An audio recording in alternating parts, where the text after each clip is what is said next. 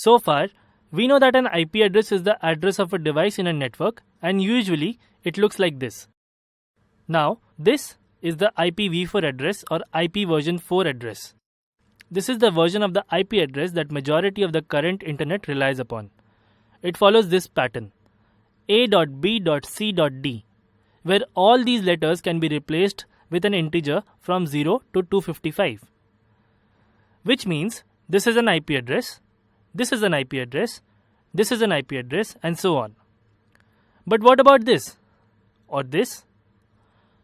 So we know that each chunk of IP address lies between 0 and 255. And these three chunks here are greater than 255.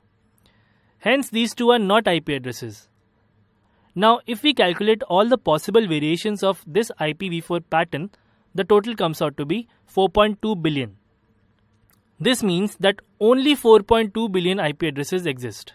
To put it in perspective, the world population is close to 7.6 billion and there are only 4.2 billion IP addresses. Which means only 4.2 billion people can connect to the internet at one point of time.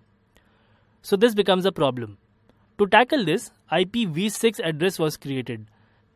IP version 6 address follows this pattern. It has 8 sections separated by colons, and each section has 4 hexadecimal digits. Hexadecimal digits are from 0 to 9 and lowercase a to f and uppercase a to f. So an IPv6 address may look like this. There are various rules to shorten the length of this address, but they aren't so important, so we will not look into them. Don't get confused if you see an IP address that is shorter than this standard pattern. So if we calculate again, the total number of addresses comes out to be 340 undecillion. This will surely solve our problem of IP addresses. But there is a slight problem.